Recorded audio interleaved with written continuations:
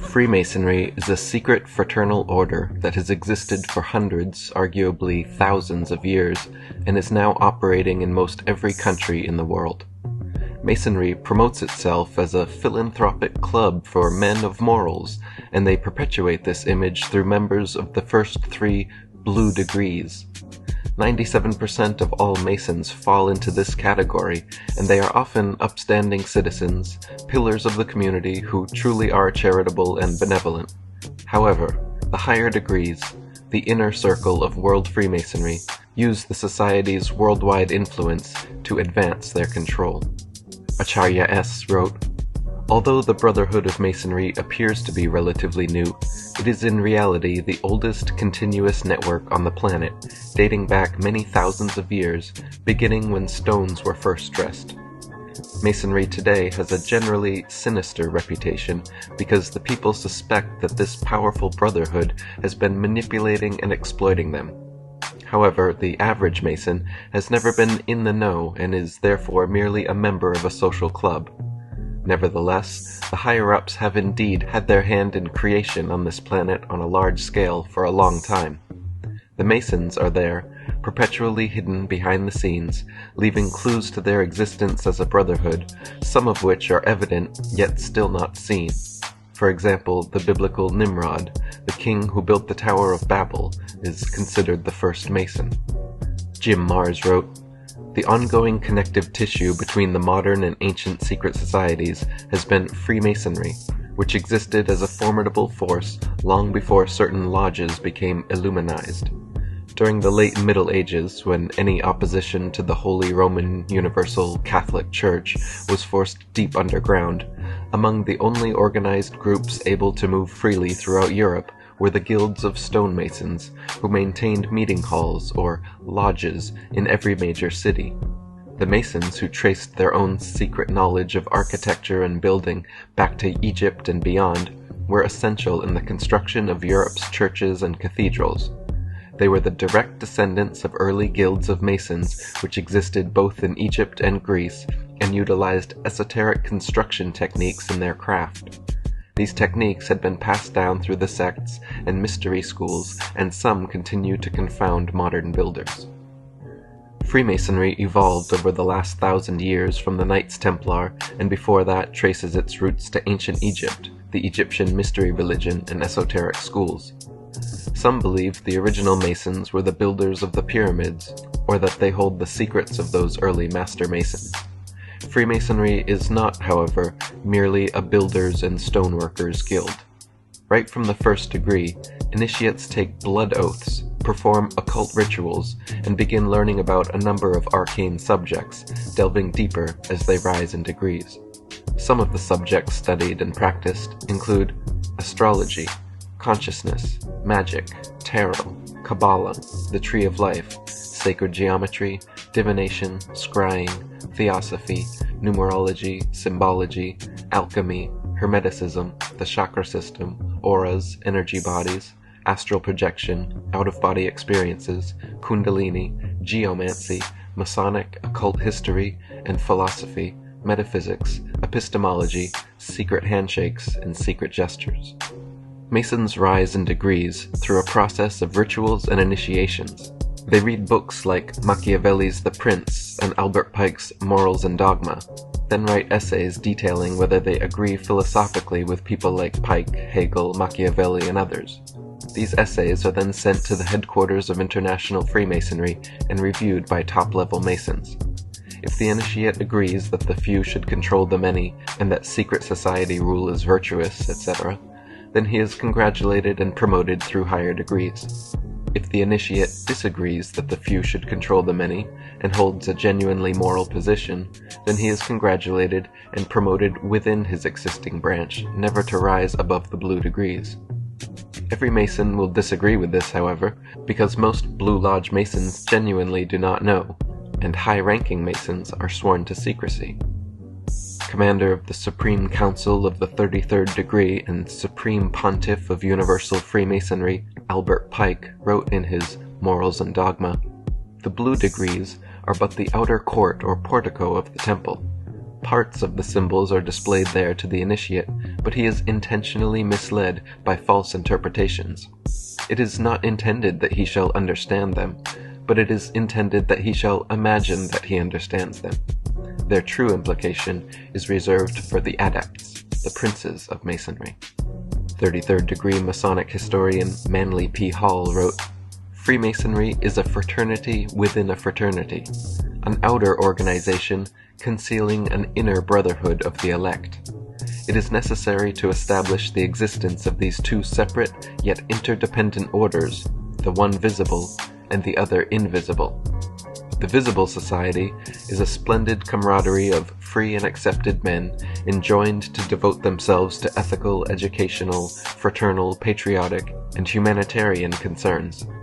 The invisible society is a secret and most august fraternity whose members are dedicated to the service of a mysterious arcanum arcandrum, a sacred secret. Those brethren who have essayed to write the history of their craft have not included in their disquisitions, a formal discourse or treatise, the story of that truly secret inner society, which is to the body Freemasonic what the heart is to the body human. In each generation, only a few are accepted into the inner sanctuary of the work.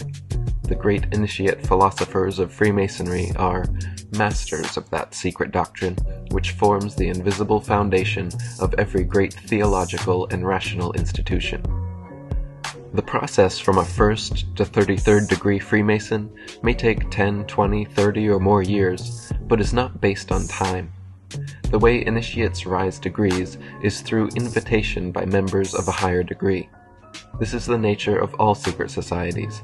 The only way to get ahead is by appeasing those ahead of you. It is through this bootlicking pyramid structure that the few bloodline elite at the top control the many at the bottom. Then, by issuing lords, knights, and vassals of various degrees along the way to do their bidding, the royals essentially control all facets of this worldwide brotherhood. Manly P. Hall wrote, "The initiated brother realizes that his so-called symbols and rituals are merely blinds fabricated by the wise to perpetuate ideas incomprehensible to the average individual. He also realizes that few Masons of today know or appreciate the mystic meaning concealed within these rituals." Jim Mars wrote, "The invitation-only 33rd degree is the highest publicly known degree. The vast majority of members look upon their affiliation with Freemasonry as little different from joining the Lions Club, the Optimists, or the Chamber of Commerce. And from their standpoint, this is true. Even Masonic literature makes clear that only those initiates who progress beyond 33rd degree status are educated in the group's true goals and secrets. This hierarchy is readily admitted by Masonic authors. There has always existed an external, elementary, popular doctrine which has served for the institution of the masses who are insufficiently prepared for deeper teaching," wrote Mason Wilmshurst. "There has been an interior, advanced doctrine, a more secret knowledge, which has been reserved for riper minds, and into which only proficient and properly prepared candidates who voluntarily sought to participate in it were initiated. The highest known formal degree of Masonry is the 33rd degree. This title has been held by many world leaders and important names in modern history. The following U.S. presidents were known to be Masons, many of them 33rd degree: Washington, Jefferson, Madison, Monroe, Jackson, Polk, Buchanan, Johnson, Garfield, McKinley, Roosevelt, Taft, Harding, Roosevelt, Truman, Ford, Carter, Reagan, Clinton, both Bushes, and Obama. All the following people were also Masons, most of them 33rd degree: Buzz Aldrin, John Glenn, Yasser Arafat, Tony Blair, John Wilkes Booth, James Cameron, Winston Churchill, Walt Disney, Bob Dole, Frederick Engel, Newt Gingrich, Mikhail Gorbachev, Al Gore, Billy Graham, Richard Holbrooke, J. Edgar Hoover, Colonel Mandell House, Saddam Hussein, Burl Ives, Jesse James, Jesse Jackson, Henry Kissinger, Vladimir Lenin, Robert McNamara, Karl Marx, Lord Alfred Milner, Benjamin Netanyahu, Albert Pike, Prince Philip, Colin Powell, Cecil Rhodes, James Rothschild, Charles Taze Russell, Joseph Stalin, Strom Thurmond, Leon Trotsky, Paul Warburg, H.G. Wells, and thousands more. Tex Mars wrote, "When we examine the historical record of the world's most despicable mass murderers and revolutionaries, we find that almost all of them were members of Freemasonry and other secret societies of the Illuminati. Robespierre was a Freemason, Weishaupt was a Freemason, Napoleon was a Freemason, Lenin was a Freemason, Stalin was a Freemason, Truman and Roosevelt were Freemasons, Ariel Sharon is a Freemason, Bill Clinton is a Freemason, Fidel Castro is a Freemason." Traditional history insists that the Revolutionary War was fought over the British monarchy's unjust taxation of America. While this is true on one level, it is also true that the leaders of the American Revolution, the signers of the Constitution and Declaration of Independence, were all descendants of British aristocratic bloodlines, and most of them Freemasons. Manly P. Hall wrote, "Not only were many of the founders of the United States government Masons, but they received aid from a secret and august body existing in Europe which helped them to establish this country for a peculiar and particular purpose known only to the initiated few." David Obeson wrote, "The very struggle for independence seems to have been directed by the Masonic Brotherhood, and some historians insist had even been started by them." Graham Hancock wrote, "Freemasonry was the driving force behind the ideals and tenets of the American Revolution. What is less well known is the fact that there was a very close connection between the French and American Masonic lodges at that time. In those days, Freemasonry in America was regulated by United Grand Lodge in England, which appointed provincial Grand Masters in various regions of the North American continent. Before the Revolutionary War, the New World of the Americas lacked unity and autonomous identity. For almost 300 years, there was no military, constitution, or federal government. Then, within 2 short years, the snap of a historical finger, America had Continental Marines, Continental Congress, and the Articles of the Confederation. With the Declaration of Independence, the British colonialists, or Americans, officially separated from the British nationalists. Freemason and bloodline General George Washington became first president of the now United States of America, and royal rule of America switched from overt to covert. Royal and secret society rule had not changed, only the perception of governance changed, while the same DNA stayed in office. Instead of peasants well aware of their plight, knowing the monarchs and emperors oppressing them, we became peasants who actually believed we were born into a free and open system. Jim Mars wrote, "Freemasonry, the oldest and most powerful secret society in the history of the world, had planted firm roots in early-day America and even played a significant role in the American Revolution. It played an even greater role in the subsequent French Revolution, which initially was greeted with great joy and approval in the United States. The number of Masonic lodges grew and membership increased. By 1826, it was estimated that Masons in the United States numbered nearly 50,000, mostly educated and professional men. But in that year, one Mason broke ranks.